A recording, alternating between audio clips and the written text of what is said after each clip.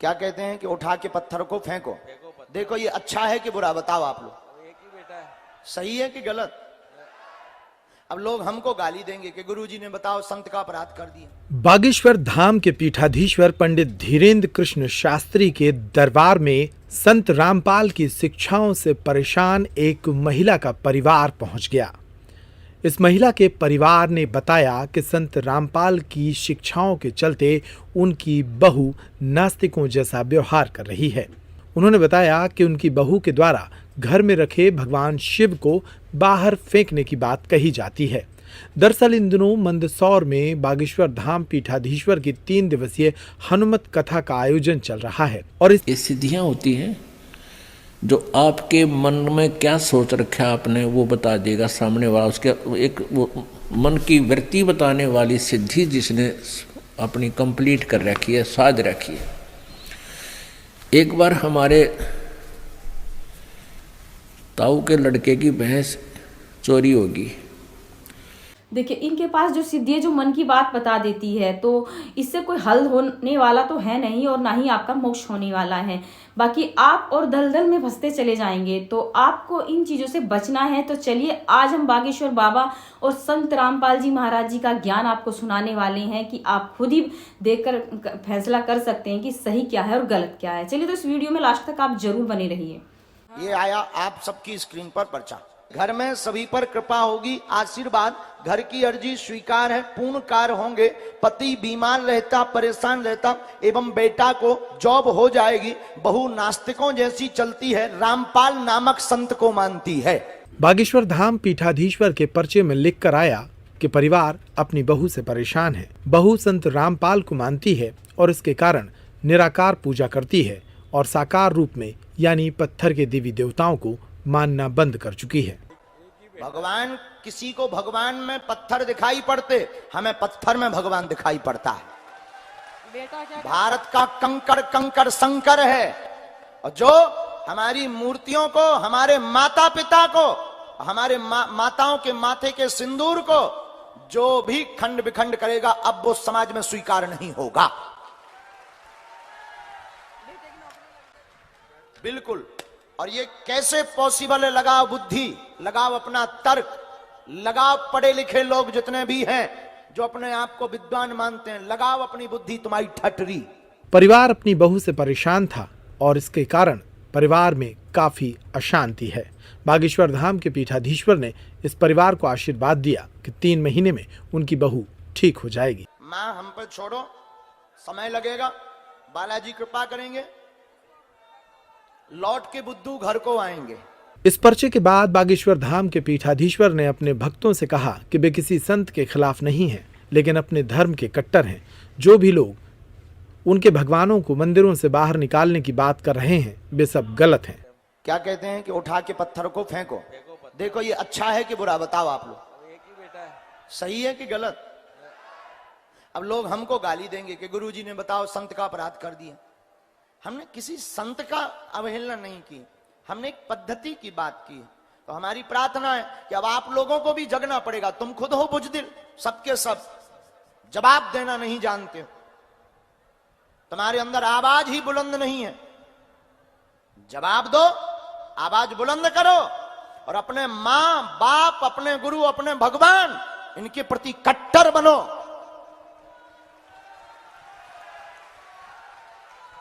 वरना आज भगवान को फेंकवाया जा रहा, कल तुम्हारे मां बाप को फेंकवा देंगे, परसों तुमको फेंक देंगे। इसलिए कट्टर बनो, जागो, अपने परमात्मा के, अपने ईश्वर का अपमान मत सहो। हमको इस बात में बहुत खून खौलता है। आप चिंता ना करो, बिल्कुल रो ना, प्रसन्न पूर्वक आप जाओ, हम पे छोड़ो। आप शंकर जी का अभिषेक और जाते ही करवा देंगे। ठोको तुम तो अभिषेक है। हो सके तो एक टैया माइक खरीद के और ओम जय शिव ओमकारा सुबह शाम बजने दो। टेप लगाओ लगातार, वॉल्यूम तेज करके। बागेश्वर धाम के पीठाधीश्वर पंडित धीरेन्द्र कृष्ण शास्त्री अक्सर सनातन मामलों को लेकर काफी कट्टर नजर आते हैं और मंदसौर में भी यही देखने को मिला जब वे एक परिवार की अर्जी सुनते हुए अपनी प्रतिमाओं को लेकर मुखर हो उठे और उन्होंने कहा कि वे अपने भगवानों को मंदिरों से बाहर निकालने के पक्ष में नहीं हैं और जो लोग भी ऐसा कर रहे हैं उनका विरोध होना चाहिए। हम किसी संत के विरोधी नहीं है, क्षमा करना, हमारा सब संतों के प्रति आदर है। हम किसी भी संत के विरोधी नहीं है, हम सब संतों को मानते हैं, चाहे वो कोई भी संत हो भारत का, जिनका नाम परिचय में आया चाहे वो भी हो, हमारे ही सबके प्रति श्रद्धा है। लेकिन हम अपने भगवानों का अपराध। वीडियो के साथ अंत तक बने रहे और इसके साथ ही दोस्तों अगले वीडियो के अंदर आपको एक एक प्रमाणों के तहत बताएंगे कि क्या धीरेंद्र शास्त्री के पास वास्तव में कुछ सिद्धियां और शक्तियां हैं। ये सिद्धियां होती हैं जो आपके मन में क्या सोच रखा आपने वो बता देगा सामने वाला, उसके एक वो मन की वृत्ति बताने वाली सिद्धि जिसने अपनी कंप्लीट कर रखी है, साध रखी है। एक बार हमारे ताऊ के लड़के की भैंस चोरी होगी, तो किसी ने बताया कि वहाँ इधर गुड़गांव साइड में एक मुसलमान है और वो जाति बता दी है चोर का नाम। तो उसने वो वहाँ गए 5-7 हमारे घर वाले, उसने कहा कि तुमने जिस पे शक है उसका नाम लिख लो और उसके साथ साथ और 10 नाम और पर्चियाँ बना लो, एक तो उसकी हो जिसके ऊपर तुमने शक है और बाकियों की 9 के नाम और लिख दो, 10 पर्ची यहाँ डाल दो, मैं अपने आप उठा के दे दूंगा, वो चोर होगा। अब उन घरवालों को किसी एक पर शक था, उसका नाम लिख दिया।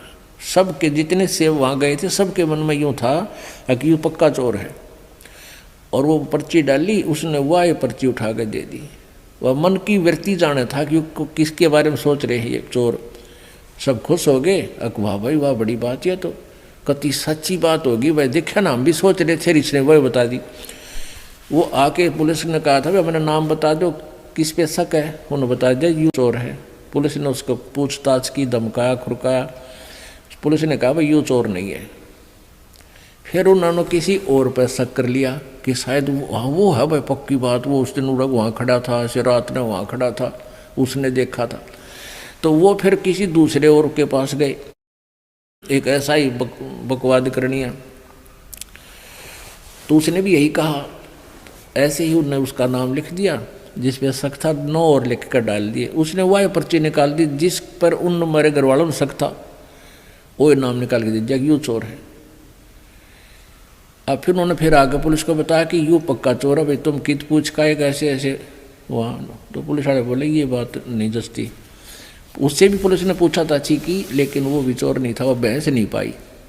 और वो जाते बताते जो मन में सोचते ये बकवादे हैं, किसी ने सच्ची भी हो जाती है उनकी, तो 20 जगह गुण गा दिया, हमारी तो सच्ची बता दी थी उसने।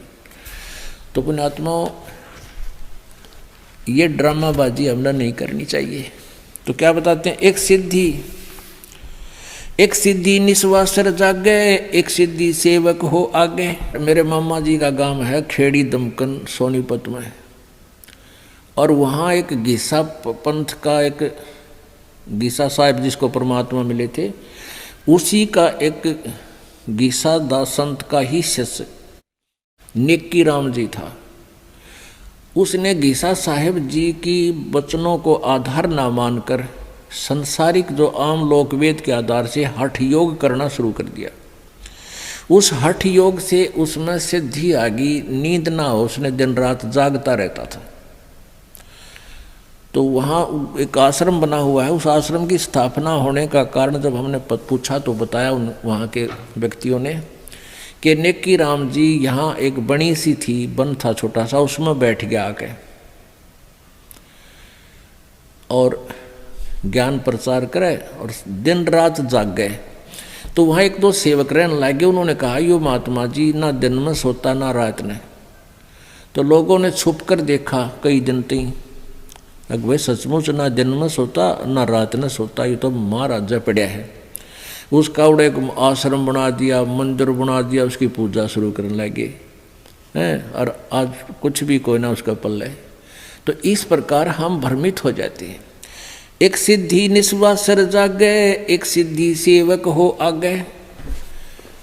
जैसे आपको हम कई बार सुनाते हैं कथाएं, उदाहरण देते हैं कि ये मन जो है ये एक भूत समझो, और इसको यदि भक्ति पर लाए रखा तो ये ठीक से, अगर इसको भक्ति पर नहीं लगा तो बकवाद सूझता है, कोई और कोई भूतपना, कोई गलत काम करवाता है, पाप की तरफ दौड़ता है, हमारे जान का खतरा बनता है। तो इसके लिए किसको कैसे कंट्रोल करना चाहिए इस मन को, इसको परमात्मा के नाम पर लगाए रखना चाहिए। तो इसका उदाहरण देते हैं हम कई बार। तो आपको ये कथा सुनाते हैं। एक साधु था और उसने एक सिद्धि कर ली। उस सिद्धि से क्या होता है कि किसी पितर को या किसी प्रेत को कंट्रोल कर लेते हैं। तो उसकी साधना के कारण ईश्वरीय शक्ति से वो जो सिद्ध किया हुआ जो होता है वो सेवक रूप में प्रकट हो जाता है, वो केवल उसी को दिखाई देता है। ये सिद्धि उसकी साधना से ऐसा हो जाता है। एक संत के पास, एक तपस्वी के पास ऐसी सिद्धि थी, लेकिन उसमें एक अवगुण था कि उसको अगर काम ना बताया गया, वो सेवक प्रकट हो जाता था तो सिद्धि से, तो नहीं तो वो फिर उसको हानि कर देता। एक संत ने वो सिद्धि आती थी, उसने अपने चेले से भी वह सिद्धि करवा दी। लेकिन उस गुरु ने कहा चेले से, शिष्य कि भाई मेरी अब्सेंस में, मेरी अनुपस्थिति में इस सिद्धि का तू प्रयोग मत करना। अब कुछ दिन के बाद गुरुजी चले गए सैर सपट्टे को कहीं दूसरे जगह पर। पीछे से चेले ने सोचा जो सिद्धि मैंने की है इसको परीक्षण तो करके देखूं। उसने वो सिद्धि प्रयोग कर दी। सामने एक जंद खड़ा हो गया, एक प्रेत सेवक बनकर। कहने लगा महाराज बात सुन ले, यदि मुझे काम बता और काम नहीं बताओगा तो तेरी गर्दन दाबूंगा, मैं तुझे मारूंगा। तो चेले ने सोचा भाई काम बता दिया, बर्तन साफ कर दिया, बर्तन साफ कर दिया मिनटा में। आटा मांग लिया 10 मिनट में आ लिया। 2-4 काम बताए वो मिनटा में कर दे। उन्हें सोची अच्छा मेरा भाई, और काम ना बताऊंगा तो भी मेरी गर्दन दबाओगा, मारेगा। उसने गुरुजी को याद किया, एक मर गया मैं तो आज गुरुजी गलती होगी। इतने वो गुरुजी आ गए। वो गुरुजी कहने लगे रे क्या हो गया गुरुजी, यो मन मारेगा, ऐसे ऐसे खड़ा है, यो देख यूँ खड़ा, और काम बताऊँ हूँ जब कर देता है मिनटों में। तो गुरुजी ने कहा मैंने तेरे से मना किया था बेटा, मेरी एब्सेंस में प्रयोग ना करना, पर एक काम करी। इसने कह दे कि बांस ले आ, बहुत लंबा बांस ले आ। वो बांस ले आया। गुरुजी बोले इसको कह दे कि इसमें ज़मीन में गाड़ ले, खड़ा कर दे। उन्होंने ज़मीन में गाड़ दिया। तो गुरुजी बोले इसको कह दे कि इस बांस पर चढ़ने जा, उतरे जा, काम होगा जब मैं तेने बुला लूँगा ना, तू अपना यूँ काम लगा रहे। तो ऐसे ही इस मन को कंट्रोल करने की विधि बताई परमात्मा ने। संसारी काम करे इतने तो काम में लगे। फिर इस राम नाम के बांस पर चढ़ाएं जा, उतारें जा इस मन रूपी भूत को। इसने ठाली ना छोड़े ना, यू हानि कर देगा। ये मन जब भी भक्ति से दूर हो गया, इस राम नाम के बांस तो उतर गया, उसी समय देख लेना आपको लेकर डूब जाएगा, उसी स्थान पर जा छोड़ेगा जहाँ से शुरू हुए थे।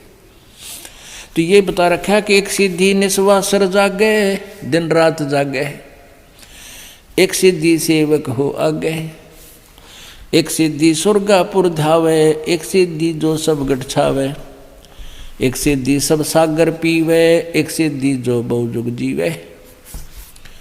एक सिद्धि जो सब सागर पीवे, एक अगस्त नाम के ऋषि जी थे।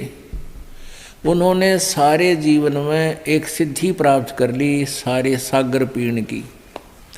एक ऐसी शक्ति है, ईश्वरीय पावर है, ऐसी शक्ति है जो उसको सिद्धि कर लेता है। तो इसने कोई बात होगी थी, कहा सुनी, तो अगस्त ऋषि ने एक ही घूंट में अपना सातों सागरों को पी लिया था। अपने आत्माओं, ये जो शक्ति है भगवान की वो ऐसी ही अटपटी होती है। आम आदमी इस बात को नहीं समझ सकता, ये तो वही समझ सकते हैं जो परमात्मा से परिचित हैं। उसने एक घूंट में सातों सागर पी लिए, इतना सिद्धि उसको प्राप्त हो गई थी, लेकिन मोक्ष नहीं।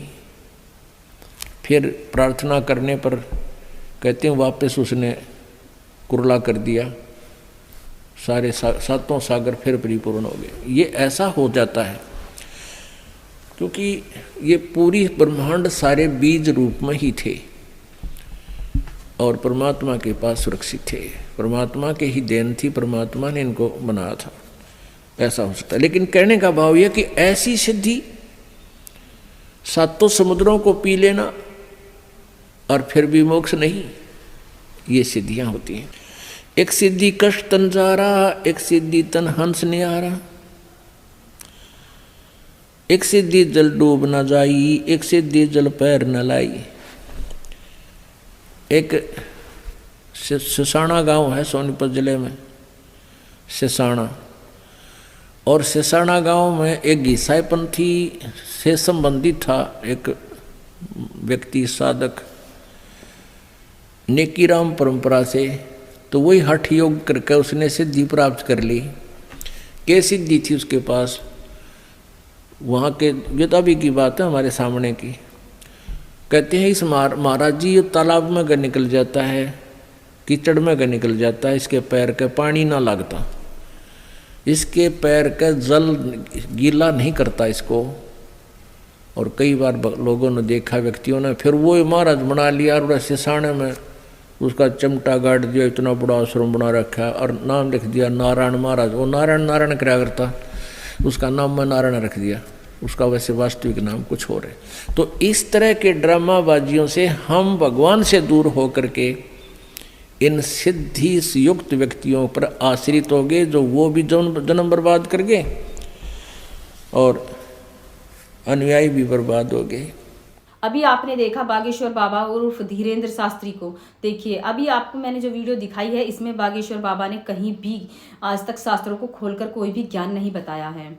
सिर्फ इनके मन गढ़ंत जो बातें होती हैं वही ये बताते हैं, लोगों को इतने भ्रमित कर देते हैं कि वो अपने जीवन में कुछ भी नहीं कर पाते हैं। तो आपको इन बाबाओं से बचना है। सनातन का ढोंग भरते हैं ये बाबा, आजकल पद यात्रा पर निकले हुए हैं और सनातन के ढिंढोरा पीटते फिरते हैं। इन्हें खुद भी ज्ञान नहीं है और लोगों को भ्रमित कर रहे हैं। और उधर मैंने आपको दिखाई संत रामपाल जी महाराज जी की वीडियो, तो आप दोनों ही वीडियो को देखकर खुद पता कर सकते हैं कि संत रामपाल जी महाराज जी जो ज्ञान बताते हैं, हमारे जो धर्म ग्रंथ है उनको खोलकर बताते हैं, उंगली रख रख कर बताते हैं और सच्चे सनातन होने का पता चलता है हमें कि सच्चे सनातन बनने के लिए हमें क्या क्या करना है। तो देखिए इन सारी चीज़ों को आपको अपने जीवन में उतारना है और भक्ति करनी है तो शास्त्रों में प्रमाणित भक्ति करनी है, जिनमें मंत्र लिखे हैं। उन मंत्रों से भक्ति करने से हमारे यहाँ के सुख प्राप्त होंगे और हमें मोक्ष भी प्राप्त होगा। तो बागेश्वर बाबा के पास ऐसा कोई भी मंत्र नहीं है, इनके पास सिद्धि है। ये मन की बातें बताते हैं, जैसे कि आप ही नहीं, ये बागेश्वर बाबा ही नहीं, ये तो छोटे मोटे बाबा पहले से ही काम करते आए हैं, जो सिद्धि से किसी के भी बारे में कुछ भी बता देते हैं। क्या किसी के बता देने से हमारी कुछ समस्या हल हो जाती है? बताइए आप। अगर हमें कोई कुछ बता दे तो उससे हल करने के लिए हमें उसका जब हमें कोई परेशानी होती है तो उसके हल करने के लिए भी हमें कुछ ना कुछ चाहिए होता है ताकि वो परेशानी हमारी खत्म हो जाए। लेकिन बागेश्वर बाबा के पास हल की कोई भी समस्या को समाधान करने का कोई भी तोड़ नहीं है, सिर्फ ये मन की बातें बता देते हैं।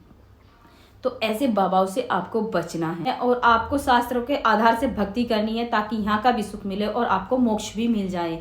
तो हम तो यही कहेंगे कि आपको सच्चे सनातनी बनना है तो अपने जो हमारे धर्म ग्रंथ है उन्हें खोलिए और खोलने के बाद देखिए, पता कीजिए कि हमारे जो धर्म ग्रंथों में प्रमाणित जो मंत्र हैं उनसे ही भक्ति करनी है। तो देखिए आप संत रामपाल जी महाराज जी की जो वेबसाइट है उस पर जाकर संत रामपाल जी महाराज जी का सत्संग सुनिए 1 महीने 2 महीने, और आपको खुद ही पता चल जाएगा कि ये भक्ति करनी है तो कौन सी भक्ति करनी है जिससे हमें यहाँ के भी सुख प्राप्त हो और हमारा मोक्ष भी हो जाए। तो आज की बनी अगर हमारी वीडियो पसंद आए तो लाइक शेयर सब्सक्राइब ज़्यादा से ज़्यादा कीजिए ताकि इन बाबाओं से हमारे जैसे भोली भाली जनता बच सके और भक्ति करे तो मोक्ष की भक्ति करे ताकि यहाँ भी सुख हो और हमें आगे भी मोक्ष प्राप्त हो सके।